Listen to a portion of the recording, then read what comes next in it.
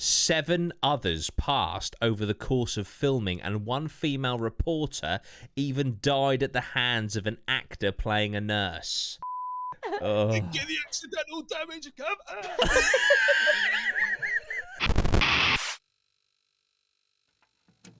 Hey guys, how's it going? Welcome back to the Drip Podcast. I'm joined by Bailey, Lozzie, and Maya. This time, sorry, I just dropped my pen. Maya's rejoined us. It's been a couple of episodes, Maya. Where you been? Vanished. Just in the other room, really. Yeah, literally, just downstairs while I've been recording them. But yeah, just welcome having back. Serious FOMO. That's it. That's it. So today we are looking at cursed movie sets. Now, we're not going to be showing any footage, of course, in the YouTube version. And I'll tell you why, shall I? Because we're in 2020, when I first started moving into this kind of area of content. I was doing reactions to ghost stuff, and I did a video called 2 Cursed Movies, and I showed a clip from a cursed movie called Rosemary's Baby, and oh my god, did Warner Brothers come for me. So we're not going to be showing any clips, but you can just, have a little Google or a little YouTube later on. But spoilers, Rosemary's Baby is one of them.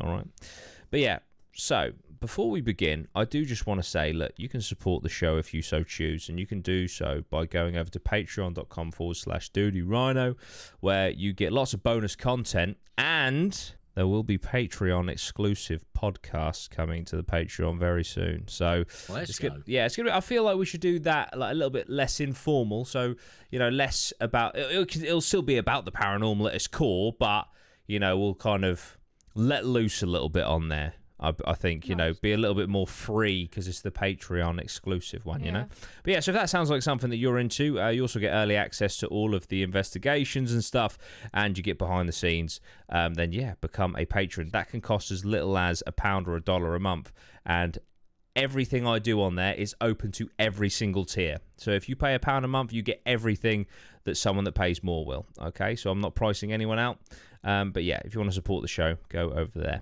Anyway, right, what I thought we'd start with, okay, is really, so we're doing cursed movies, cursed movie sets, and obviously that's in the performing arts. So I thought we'd go back to one of the earliest curses in the performing arts, because this dates back to the 16th century. I didn't even know this was a thing as someone that has studied theatre and who almost pursued musical theatre. Is that how they say it? Yeah, in the industry. Right. Yeah. Right. And someone who's you wouldn't know, but I do. I'm just a commoner. Yeah, you didn't do GCSE drama, so my dream. That's why I failed, because I didn't know that. So You were that's why I saying it failed wrong. GCSE drama because I was saying it wrong. Yeah, you were saying theatre. It's not That's it. theatre, Yeah. right? Theatre But the with thing an F. was, it was my dream at 15 years old to be Jean Valjean in the West End, I see. Les Miserables massive. But anyway, somehow this escaped Coolest thing I've ever heard. my knowledge. Why do actors avoid the word MacBeth? Did you know that's a thing? I did know this was a thing. I feel like I Bailey, did, that's but I not have no idea possible because why. you didn't study theatre. Well, I paid somewhat attention. Okay, I didn't pass because I didn't know theatre. Did you do drama at GCSE? I did do No drama. way! I did drama. I did do drama. What did you get? What What did did you I get? get? I think I got a B. Nice, man. I think I got a B. What did you get? I got an A star. That's the only thing I've got an A star. Slight- Listen. Slight flex. He knows theatre. I know there you go. theatre. That's why. How many marks did you get for the correct pronunciation of theatre? Well, the difference between a B and an A star. That is the 90%. 90% of the GCSE. But I didn't know this, but Bailey did. There you go. Fair play. I've definitely heard of this, but I have no idea why. I know that they don't like it, but I don't know why. So I'm about to tell you. Oof. Yeah. That's So if you ever now this. I knew. I don't like this opening. I don't like this opening line because I feel personally attacked. If you've ever had a career in the arts or know someone who has, you are likely aware that saying the word MacBeth inside a theatre is strictly taboo, unless one is rehearsing or in the midst of performing Shakespeare's dark tragedy. So I feel personally attacked because I didn't know. Doing so is almost universally believed to bring about bad luck or even disaster. To avoid the portentous, or is that pretentious? Portentous. Portentous. Portentous. There's no I. Sure, it's portentous. Portentous. Google Translate it, let's get the pronunciation.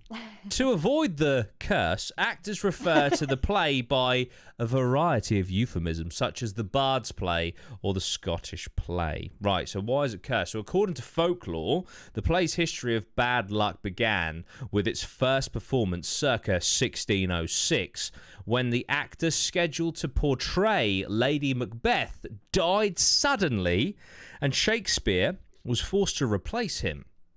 In another 17th century production held in Amsterdam, the actor playing King Duncan was allegedly killed in front of a live audience when a real dagger was used in place of a stage prop during the stabbing scene. Likewise, actor Harold Norman, who reportedly did not believe in superstition, died after his stage battle became a little too realistic while playing Macbeth in 1947. Productions of the play have also been the centre of raucous audience riots, including one in 1721 at Lincoln's Inn Fields Theatre and another in 1772 at Covent Garden.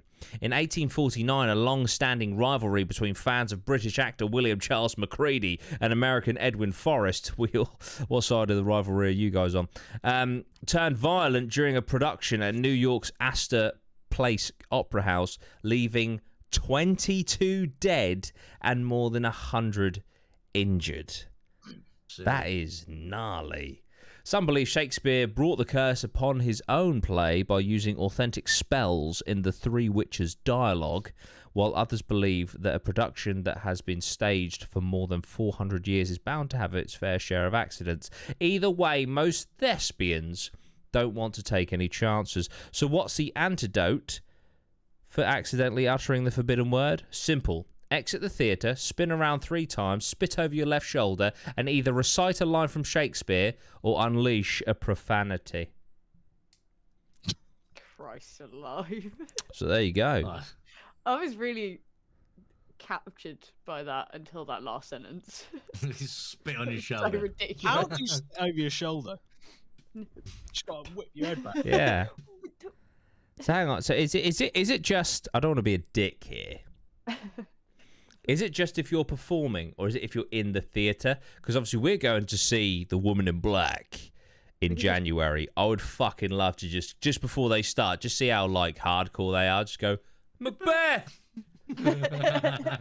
I'd imagine like proper theatre goers. They would be like, ooh, boo. Like yeah. Boo.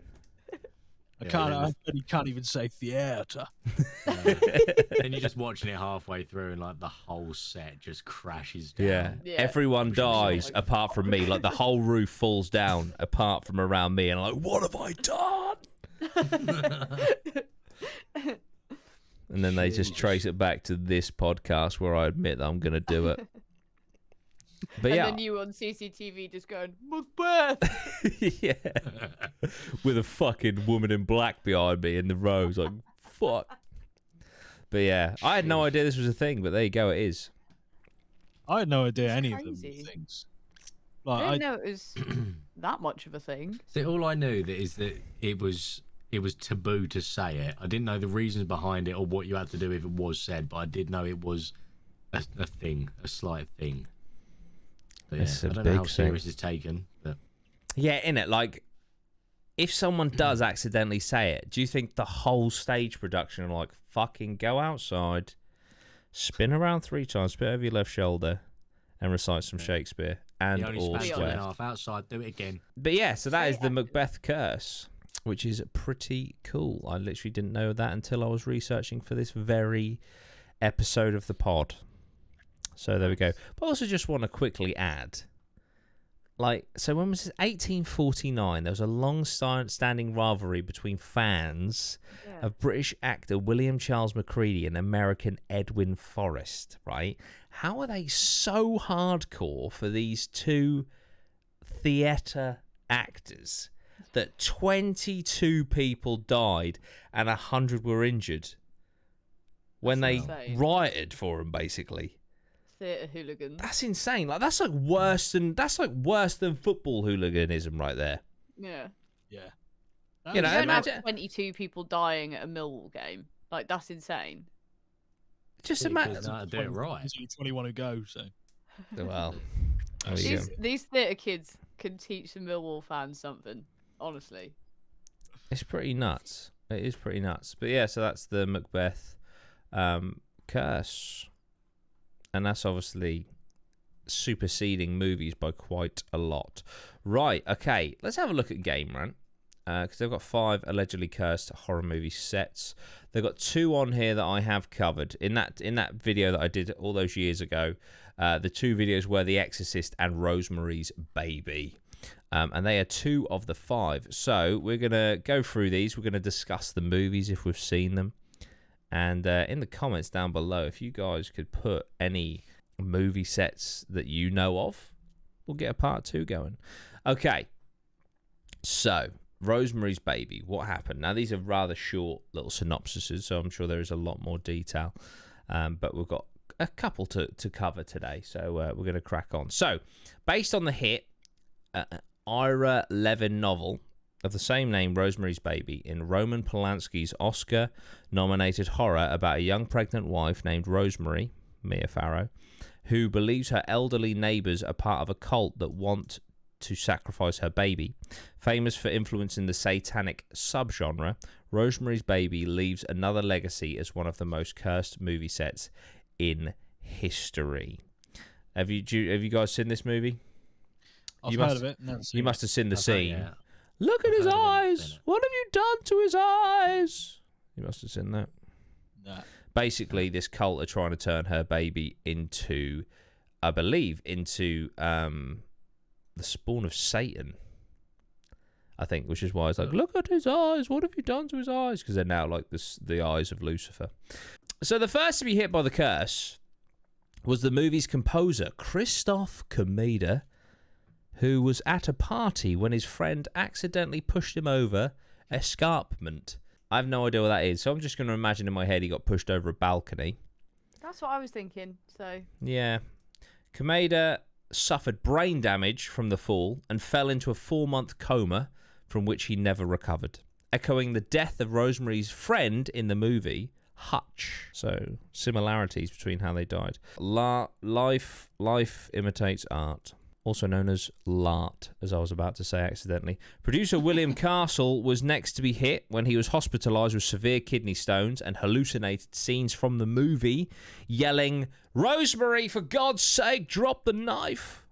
But the worst affected by the curse was the director himself, whose wife, Sharon Tate, was brutally murdered by the Manson family whilst pregnant with their baby in 1969. Rumour has it that Tate appears as a background character in the movie and became obsessed with the occult during its production. So I'm pretty sure, forgive me, like I should know this because I've done so much true crime content, but because I've done so much true crime content, things get mixed up in my brain. But Charles Manson had a massive satanic influence, didn't he?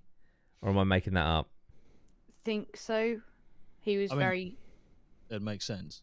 Yeah, I think they had a lot of, like, devil worshipy stuff within the cult, Yeah. I think. So it's kind of like, you know, a bit weird that Rosemary's Yeah. Baby, pregnant woman sacrificing the baby to a cult, and then Roman Polanski, alleged paedophile, his wife, pregnant wife, gets murdered by the Manson family. That is fucking tragic. But yeah, very, very horrible. But yes, that's the curse of Rosemary's Baby, and that's essentially the TLDR of these curses that I found. You know, is people dying around the set in mysterious circumstances. Some of them, though, are just mental, right? Now, I haven't found the article, but I'm just going to go off the top of my head because I was researching this the other day. So, you know John Wayne? Yes. Famous Western actor, John Wayne. Well, definitely wouldn't be able to do it now, but he played the role of Genghis Khan in a movie in 1958, something like that, 57, 58. Can't remember the name of the movie. But anyway, they filmed it in, I believe it was the Nevada desert. It was in a desert where they did nuclear testing, right? Nuclear warheads and shit, right? So it was a bit radioactive. But they kind of ignored that. And loads of the production staff and John Wayne himself ended up dying of cancer. Now, of course, being exposed to radioactive molecules does that. Do you know what the craziest thing was? A, them ignoring the safety concerns of filming so close to a nuclear testing facility, but also they needed to do reshoots. They needed to do reshoots, and they wanted to make sure that it looked the same, but they couldn't use the same location. So they had a company go out to that desert, dig up a load of the radioactive sand, and bring that sand over to LA so they could film the reshoots. Oh, dear. I don't know so much as cursed movie set, but dumb. Who fucking pushes that across your desk and reads it and thinks, spot on, that'll do it. That'll bring the lighting in. Fucking mad, isn't it? We need the fucking sand that was there originally. Get more sand. Yeah. The scene was good. Needs more nuclear waste. Yeah. Doesn't matter that American sweetheart actor John Wayne is playing a fucking Mongolian, but as long as the sand looks the same, that's fine. That's it. But apparently the movie was like universally panned. It was shite, and fucking loads of people got cancer from it, which is fucking tragic. Well, not that it would have made any difference if it was like the greatest movie ever made, because no one should die for their art. But yeah, it's crazy. Surely they got in like a lot of trouble for bringing radioactive sand into LA. I think it was LA. They brought it to wherever they were. But before the Health and Safety at Work Act 1974. I think I think the thing is, with a lot of these movies, like there's one that I'll tell you about later on called the Twilight Zone, which is fucking gnarly. Helicopter fucking shit, right? A lot of laws were brought in because of this sort of shit.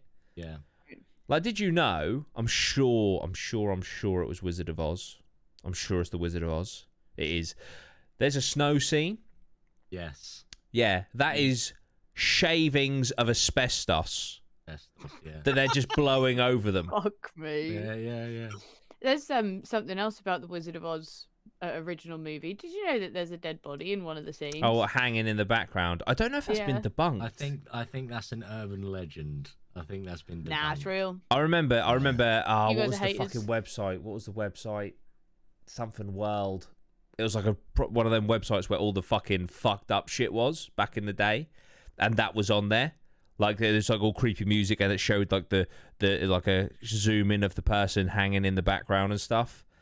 What was it called? Something World. I want to say Herbs World, but that's wrong. But yeah, fucking gnarly website, mate. That was used to creep the shit out of me, man. Yeah. I used to go around, that was where like Salad Fingers was originally like dropped and shit. Oh, right. It was I used to go around my cousin Jack's. Lozzie, obviously you know my cousin Jack, and he'd always be on that website, and I'd be around there to sleep, and I'd want to go home because I'd get really scared because he was showing me this website. So I didn't have the internet at home. How mad is that to think? I didn't have the internet. I didn't have the internet at my house till I was like 13, I think. Yeah, it's probably about the same for me, to be fair. Yeah. I can't tell you. I honestly couldn't remember when I got internet at home.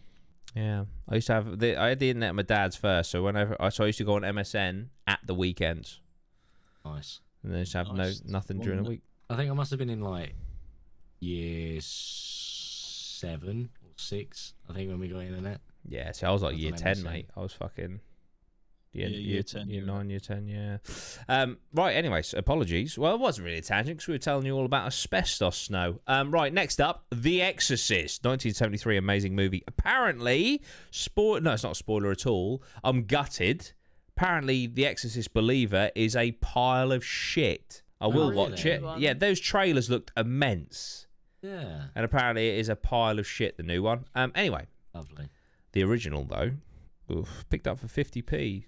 in a charity shop the other day. Nice. Right, from director William Friedkin and writer William Peter Blatty. The Exorcist follows 12-year-old Regan, who becomes possessed by a demonic entity after using a Ouija board. Can't relate. Ouija boards just piss me off.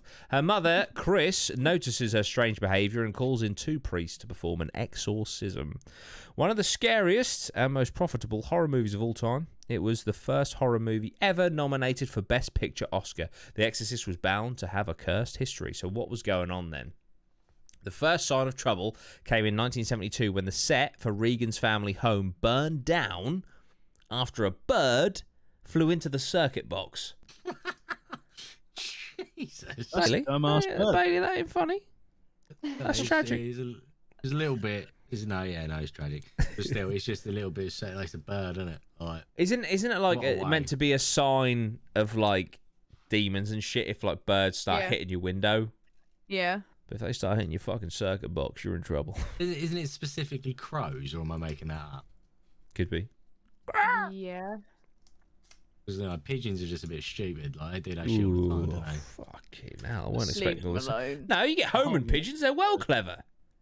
Oh yeah, the Omen pigeons, but just standard like Just ones standard. that bread and shit out in your local shopping centre and that. Waiting for you to drop a donut. Tell you what, pigeons fucking love abandoned buildings. Holy shit! Yeah. Oh yeah. They're everywhere. Anyway, the disaster set production back massively and unsettled the crew, as the only room that survived the fire was the bedroom used for the exorcism scenes. That's pretty dark. During production, both Blair and Burstyn complained of back problems. And although that isn't too unusual, the passing of their co-star Jack McGowan and Vasiliki Maliaros post-production is. I'm just going to interject here, because I say during production, both Blair and Burstyn complained of back problems. I've watched a documentary on the making of The Exorcist, and Linda Blair, who played Regan, you know, there's that scene where she's on the bed and it's like the bed's all jumping about and she's like, "Mother, help me, mother." Yeah. Apparently, like, that scene basically broke her back, like slipped discs in her back and shit. Yeah, no, she's had surgeries and all sorts, back problems for until basically today. So although you could say yes, part of the curse, blah blah blah, like it's they've kind of glossed over this. They've complained of back problems. Like it's fucking, she basically snapped her fucking spine filming a scene. Both of their characters die in the movie. Oh, I see. The 2 co-stars. Both of their. I've just looked into the co-stars that died post-production. Yeah. They died within like a week of each other and a year before the movie was released. Really? Fun fact. Because I was like, oh, did they die 10 years later? Yeah. No. They literally died within a month of each other before the movie was even fully edited and released. Well, that isn't all. Nice. So both of their characters die in the movie, and they aren't the only actors who died before its release. 7 others passed over the course of filming, and 1 female reporter even died at the hands of an actor playing a nurse. What? Why is that where the sentence ends? We need more information on that. Why is that where the paragraph just stops? That's it. What? So there was a murder. Hang on. So Exorcist, nurse. Wait, died at the hands of? Like, did she kill her, or did she die in her arms? So hands of would be like. She killed her. Nah, look. So Paul Bateson, appearance in The Exorcist, 2nd degree murder. Fucking hell. 2nd degree.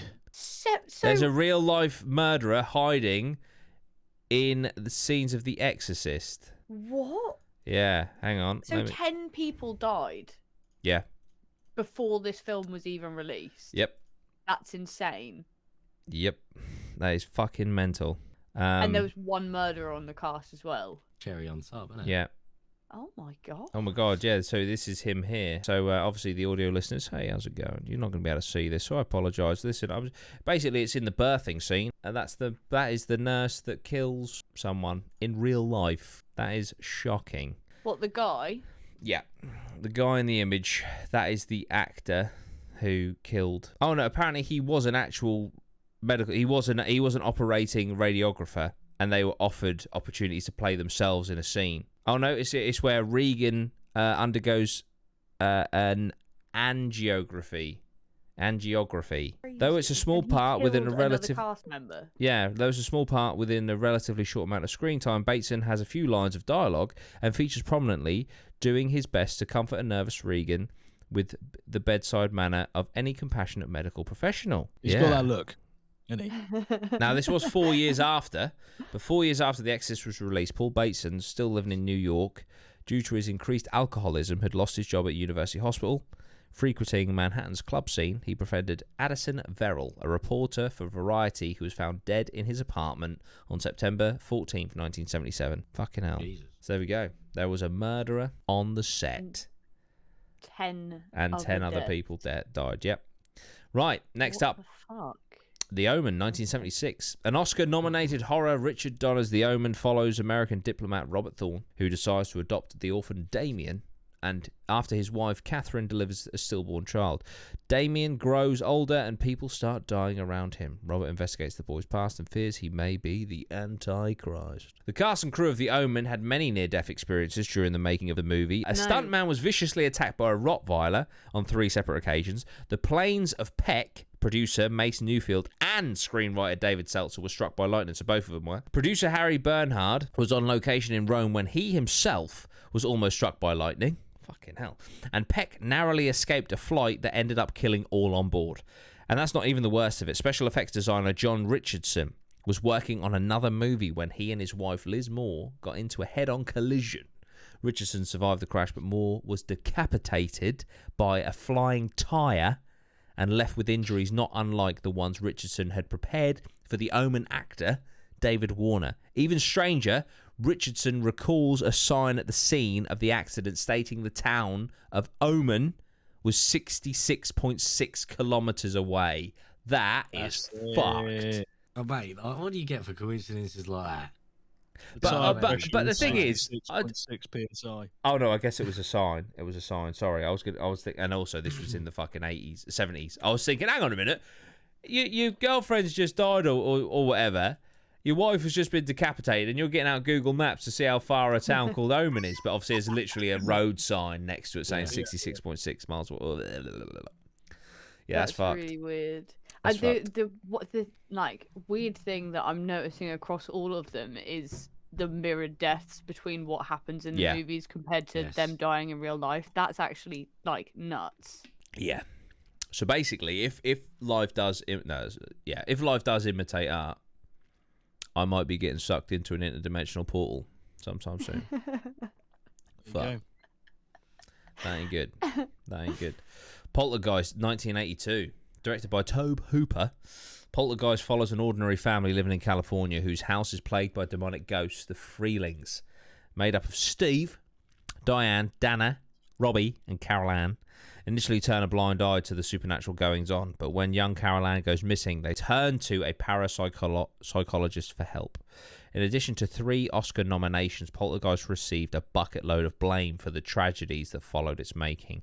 The first cast member to pass away was Dunn, who was murdered by her ex-boyfriend a few months after the movie's release. Then in 1985, actor Julian Beck died of stomach cancer, and in 1987, actor Will Sampson died of post-operative kidney failure.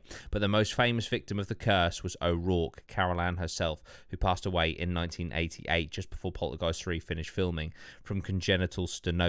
I believe, and I'm going to double check this, but I believe Carol Ann is that little girl there. It would make sense. Yeah.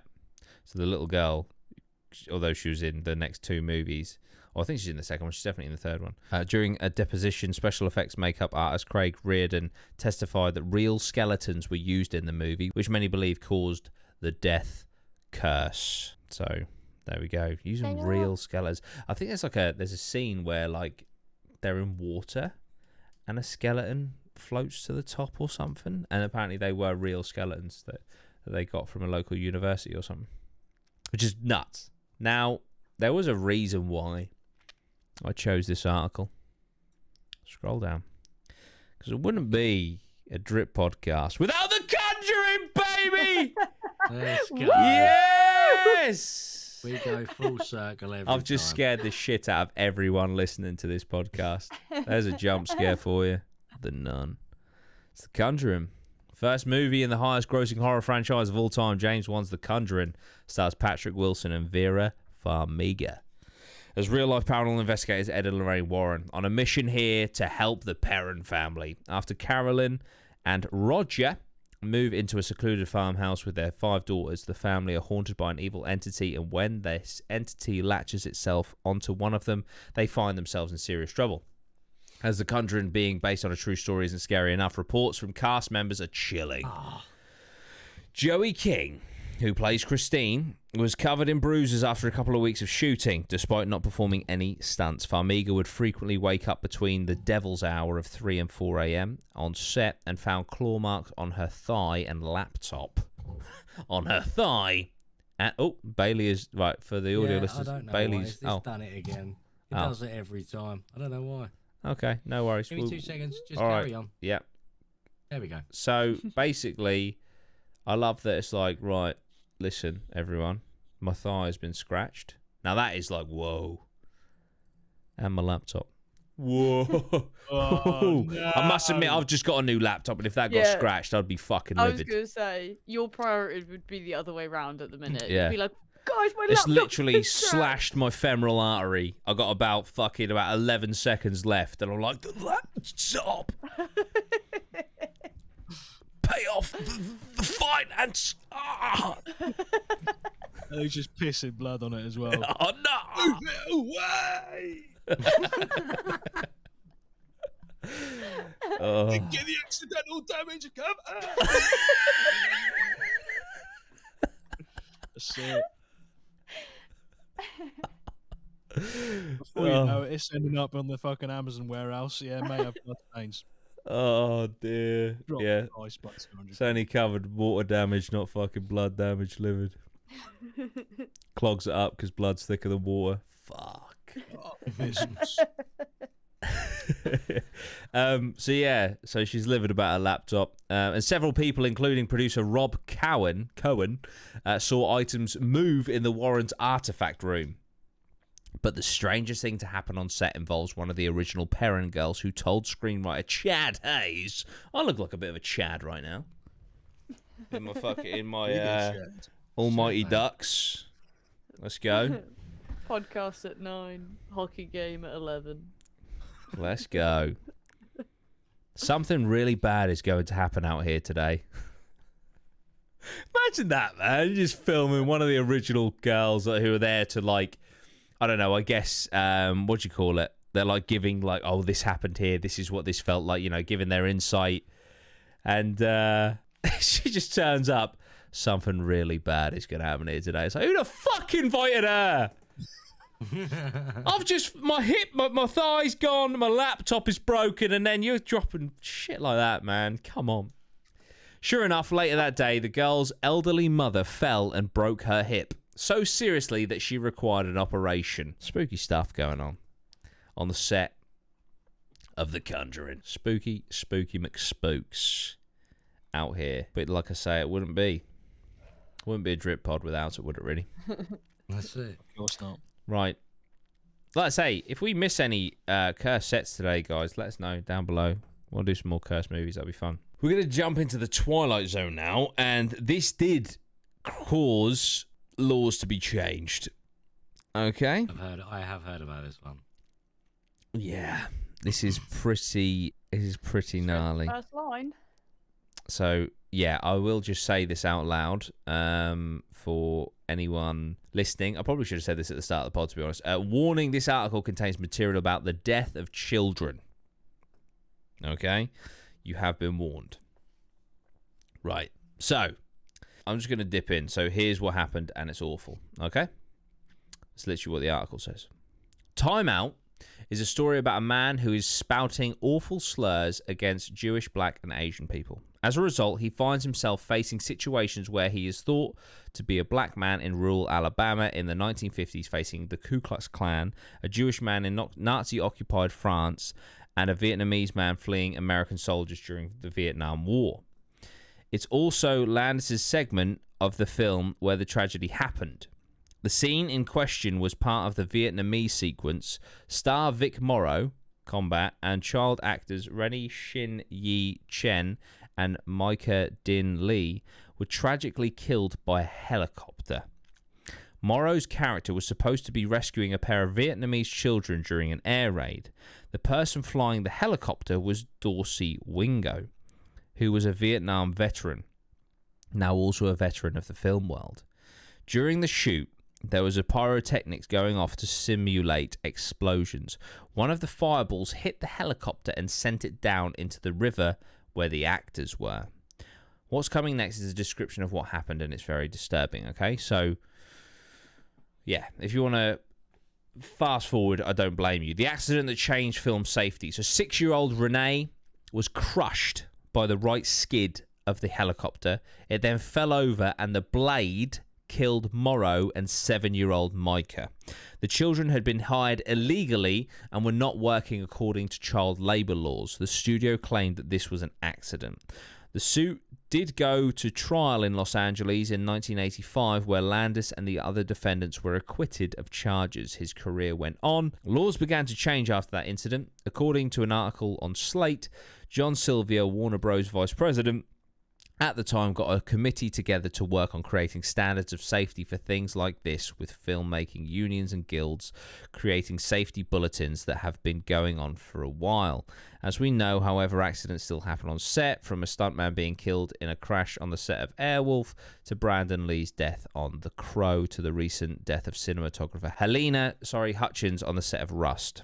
This was a terrible tragedy. Calling it a curse seems to cheapen the deaths of these 3 people when the accidents could have been prevented. It's pretty dark. It goes on to say, why do we jump straight to curses? I spoke to Dr. Travis Langley, a psychologist professor and the author of Batman Psychology, A Dark and Stormy Night, as well as the editor of Psych Geek's series about why we jump straight to curses for this sort of thing. One horrible accident is not enough for a pattern to call it a curse, he said. It resulted from reckless decisions and human errors during production. Even if curses existed, that is not one. Sorry. Live ammo got used on that set. Choices were made that should not have been made. Children should not have been on that set at all during such a dangerous stunt. Spectacular tragedy does not require a spectacular explanation, and yet we feel like it should. People want cause to transcend effect. Our brains are ready to spot patterns for many important reasons, but that ready state also prepares us to perceive patterns where they do not exist. So we sometimes see curses and conspiracies where none exist, and once we're looking for them, our need for belief confirmation makes us more ready to fit new information into those patterns and less likely to accept contradictions. Very interesting. But yeah, that was absolutely awful what happened there. Obviously a combination of, yeah, apparently they did some, try to use some loopholes to circumvent them children, because I think it was a night shoot and children aren't allowed to act at night or something, and yeah, so they shouldn't have been there. And then obviously combination of the pyrotechnics hitting the helicopter, which led to the death of those 3 people and 2 children. Absolutely awful. So, and then absolutely no repercussions for the people involved. No, but that's fine. Yeah, which is absolutely horrendous. Absolutely horrendous. I wouldn't attribute that one to a curse. I really liked that last paragraph that you just read. I thought that was really clever. But it's a one-off incident due to negligence, complete negligence by people getting children involved where they didn't need to be, and live ammunition where it didn't need to be. Yeah. The thing is, I included it because if you just Google cursed movie sets, Twilight Zone always comes up. Yeah. But it said at the very start of that article, it said something about MacBeth. What was that about? Is there some relation to that and that? So it said, set? Everyone has heard of movie curses before. Bad things happen on set and boom, everyone calls it a curse. It happens on stage as well. There is a reason people don't say MacBeth in a theatre. One of the most famous movie curses is the one attached to the Twilight Zone movie. Were there any other deaths that were linked to that movie? I don't think so. It's just those 3. Yeah. Right, so we've got one more. And this isn't really a curse as such. There's just one segment of it that I really like, and I think everyone's going to really like. But this is Jurassic Park. So basically, there was a hurricane that hit the island that they were filming on the island of Kauai. Kauai. Hurricane Iniki hit the Hawaiian island of Kauai on September 11th, 1992, whilst filming was still taking place on the Steven Spielberg film. At the time, only about half the movie had been filmed. Okay, sorry, they were halfway through. And the crew hadn't been made aware of the oncoming storm until the night before it hit the island, right? The natural disaster caused devastation across the island as a result of torrential rain and gale force winds up to 145 miles an hour. But thanks to quick thinking on the part of the cast and crew, they managed to keep safe. Here's how it happened. Speaking about the event in a Netflix documentary, Dr. Alan Grant star Sam Neill shared how scared he and his co-stars Laura Dern and Jeff Goldblum were about the oncoming storm when they learned about it. I do remember going out to the beach with Laura and Jeff. It looked like the end of the world was approaching. Laura turned to me and she said, "Sam, do you think we might die today?" And I said, "You know what, Laura? We might just die today." There we go. As the storm neared the island, the crew of Jurassic Park decided to take action and begin fortifying the ballroom of the hotel they were staying in by using props from the film. Goldblum was on hand to help. This is the bit that I love, right? It doesn't say it in here, but I've looked at other articles that tell me a little story, right? Goldblum was on hand to help, with second assistant director Michelle Pinelli Venetis saying that the actor was the man of the hour for the way in which he helped pack and bring in provisions for everyone, right? So apparently, this isn't in this article, but this is what I've heard.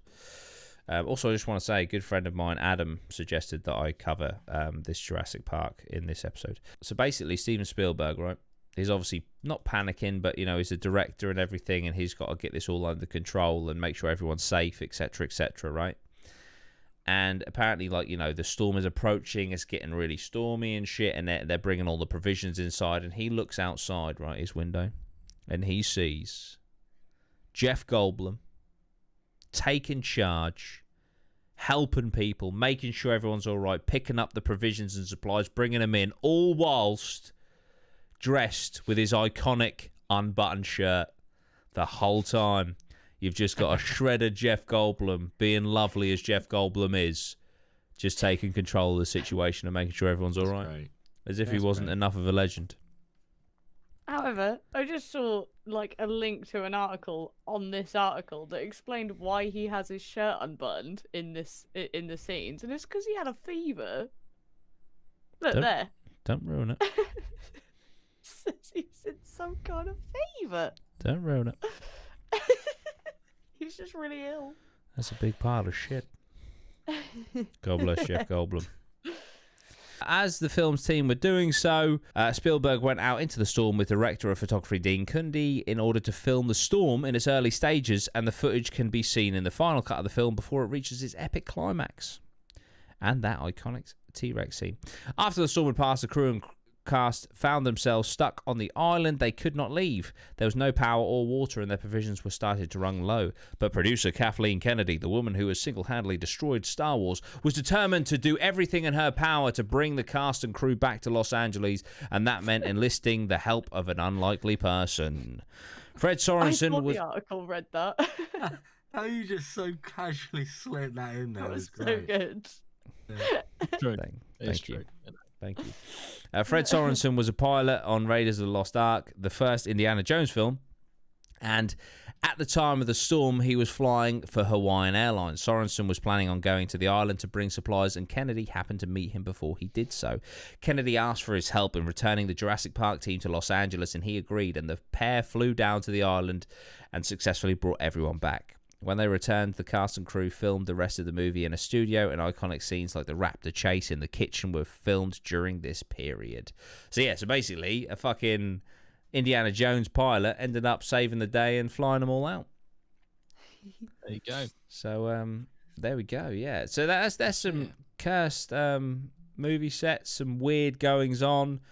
Like you say, you know, said so well, you know, also some just straight up negligence which led to the deaths of people.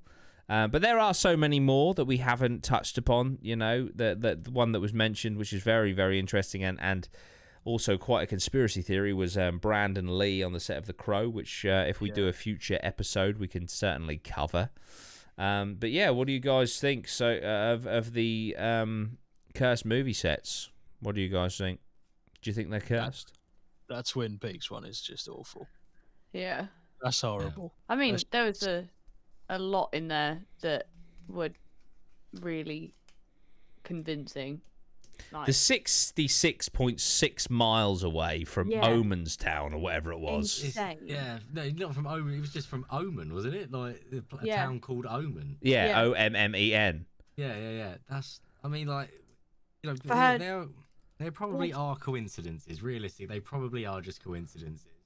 But to get it down to a T like that is pretty fucking gnarly, isn't it? Like, yeah, that's disgusting. But also, she died in the same way that someone died in the movie, called The Omen, 66.6 miles away from a town called Omen. Yeah, like it's obviously that has been done. Coincidence.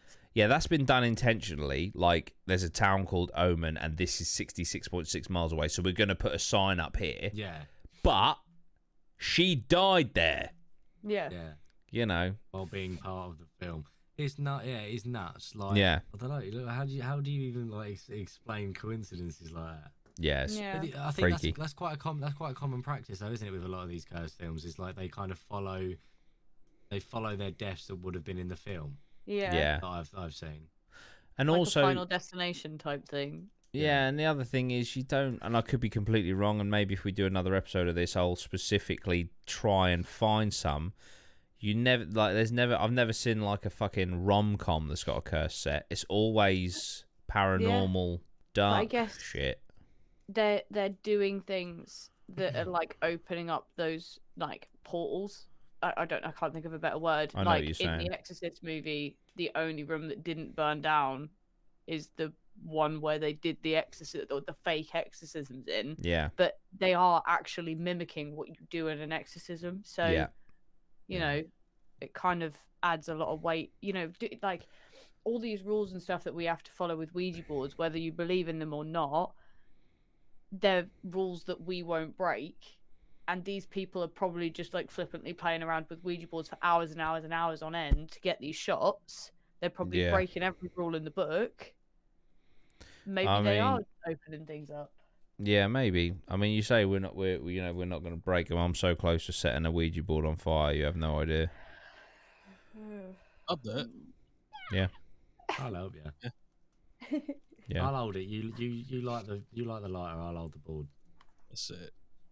I'll tell you what would be a cool imagery: putting a little bit of light fluid on a planchette, doing a Ouija board with a planchette that's on fire. I don't know how you're holding that, but you know. Yeah, that's the point. Following it around with your fingers on fire. Yeah. Stylus. But put some jelly on your fingers. That's it. But yeah, it'd be cool. Probably some people in the comments. No. Me. I'm just sick me of in them. the comments. They're just not moving. Move. But I think that there's possibly a correlation between the fact that we don't have a lot of like nervousness or scaredness anymore, so that we're not putting as much energy into the Ouija board as we were. I'll tell you what. This is gonna be quite it's going to be a bit of a tangent, but it's kind of related with it. When it comes to Ouija boards, I think there was on the program that I watched yesterday, they done an experiment in the 70s where they made up a spirit, like they completely made it up, backstory, name, everything. So it was completely made up, and they done an experiment to see if they could communicate with their made up spirit, right? Right. As in, like they tried Ouija boards and like table tipping, and they got results. Right, they got results, you know, saying, "Are we communicating with such and such?" And it goes to yes, and things start happening. And it's the power of suggestion, right?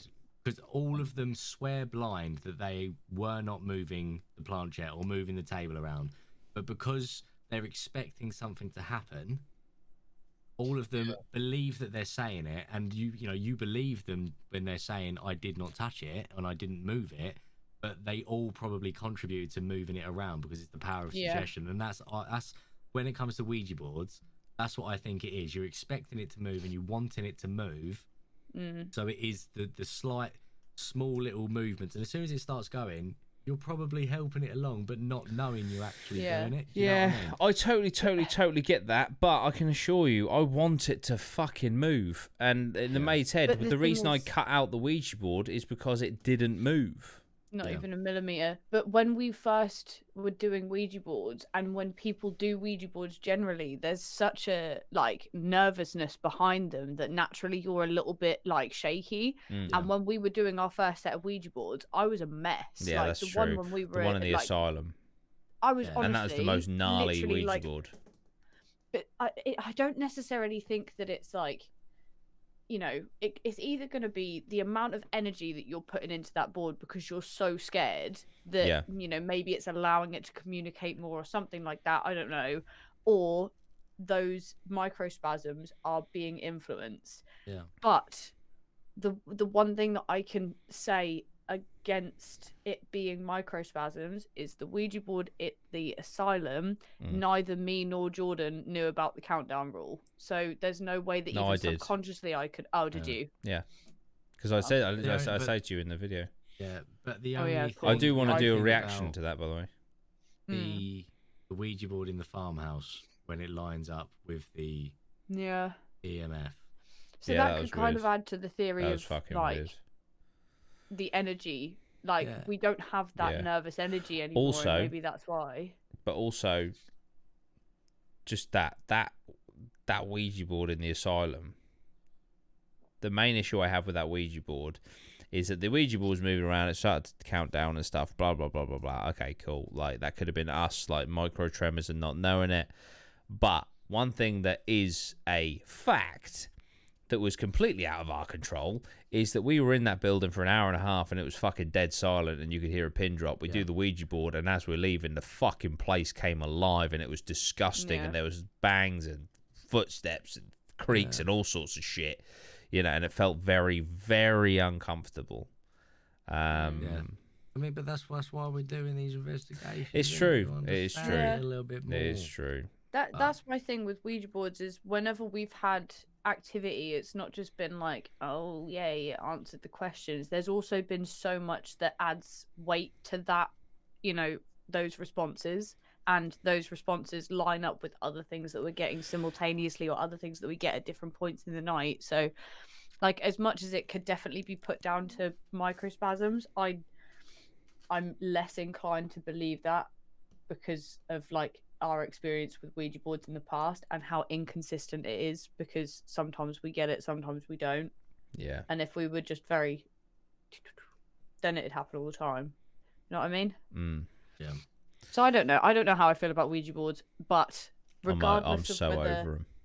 Regardless of what I think about them or how much I believe in them, I am absolutely not comfortable with us setting one on fire or asking the like forbidden questions. I ain't involved in that. Investigator, Maya. I ain't doing that. But like we did it at Haprica where we didn't, we took our fingers off without saying goodbye, and nothing happened. Question mark. Yeah. Nothing happened. If anything, the communication stopped after we did that. Yeah.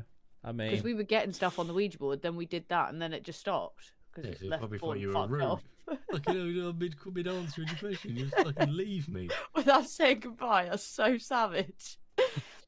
But yeah, no. Ask it. No. Ask it how you'll die instead. I would rather set fire to it than ask it how I'm going to die. No. What's the worst that's happening? You're burning the portal. So you're burning the source of them coming through. Let's have a look. It's not a fucking issue. It's like the like Ouija board is like the bottom of the barrel in terms of investigative equipment. Yeah. Everything is left to imagination.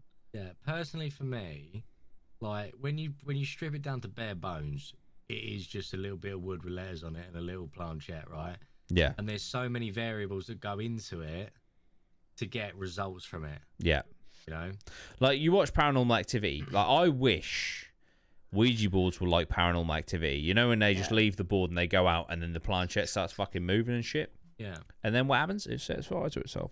But it does do that. Yeah. I've read I've read an article. Right. What happens if you set fire to a Ouija board? Burning a Ouija board. So it says, The truth is that you should never, ever, ever burn a Ouija board under any circumstances, as not only is it a huge mistake that most mediums and paranormal experts strongly advise against, but it is also one of the worst things you could possibly do. I am in no way a superstitious or gullible person, and instead am being dead serious with everything that I say, as it will always lead to incredibly disastrous consequences. Burning Ouija boards has been proven to release all of the negative energy that has been contained within the board. Some people have had their houses burnt down after doing so, or probably died. because they were playing with fire, setting the Ouija board alight. Personally, I've got one problem with one word in there, and it's proven. I just read out our own Google document. That's it. You just typed that out quickly just now. My Reddit post. So if that's proven practice, then the paranormal world is completely legit then, and there's no point in us investigating because it's real. Maybe everyone that has ever burnt a Ouija board has had negative consequences, because that would be proven. Yeah, but who's to say they wouldn't get the negative consequences if you just didn't burn it either? Like, that's the thing. Yeah, like, is there something, are people trapped in the fucking Ouija board? Is that the theory? Like, when you burn it, you release all of them free? Like, surely... I guess, like, in theory, it would break down, like, the communication barrier that you supposedly open and close when you're communicating with spirits through a Ouija board. So, possibly anything that you've ever communicated with through said Ouija board would then be released. Henry, come on through. Fred, come on through. Think of all the like gnarly fucking spirits would be letting out if we set fire to that Ouija board. You know that scene in what is it, Ghostbusters 2? Yeah, where? Oh, we didn't have that Ouija board in the Ram, did we? That's a shame. What? We didn't have this Ouija board in the Ram. No. Oh, we didn't use it at 30 East Drive either because we weren't allowed. We weren't allowed. Which blows my mind. The fact that they don't. I think it's a tactical thing, to be honest. Great marketing. Yeah, exactly. I mean, when it comes it's a to Ouija marketing thing. boards, and setting them on fire and letting all the things out, does that mean just every Ouija board is just cursed with loads of spirits then, or have you got to use it and build them up? Must be. Don't know. I guess.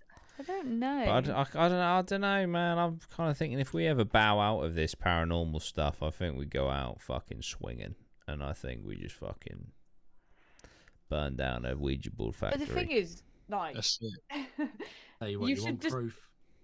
Yeah, I'm about to release everything. It's proven practice. Yeah, it'd be silly to do that as you're on your way out, because chances are, like, if it's all true, then it would become more active and you'd have more stuff to film. Well, you're putting ideas in his mind now and convincing him to do it more now, Maya. You're not doing a very good job. Oh, well. No, I would be open to it. I would be open to it. I try to talk about these things, and then a fucking haunted doll turns up in the house, and I can't do anything about it. That's so. it. And then Dybbuk boxes. Yeah, I'm making a Dybbuk box this week. Yeah, it's all going on. But yeah, okay. Well, that was a bit of a tangent from cursed movie sets, but still, it was in the realms of paranormal, so I'm happy. But yeah, I think we'll leave it there. But thank you guys for joining me. Thank you everyone for listening and watching. I hope you're enjoying. Guys, just so you're aware, I mean, however you view or listen to this podcast, happy days. But for the viewers out there, we are everywhere now. We are on Spotify, we're on Amazon, we're on Apple Pods, we're on YouTube Music. Apparently, I got an email this week. Yeah. Oh yeah. We're now on YouTube Music. But yeah, anywhere, ask your Alexa, Drip Paranormal Podcast, it'll come up. So yeah, we're everywhere. So if you ever want to listen to us out and about, please do, because it helps. Leave us a nice review, and if you're watching, comment down below. Again, if you want to support the podcast, where there's going to be exclusive podcast episodes and also lots of behind the scenes and early access content anyway. Like, I'm pretty sure there's I think it's now 350 posts or something on my Patreon, which are videos and stuff, so that you get all of that instantaneously. So that is just £1 or $1 a month, or you can pledge more if you so please, but that's entirely up to you. yeah, thank you. Subscribe, like, share the podcast. Share it with a friend. Share the pod with a friend right now. That's your homework. Now. Share it. Thank you so much. Okay, we shall see you guys later. Still haven't got an outro, so we're working on it. See ya!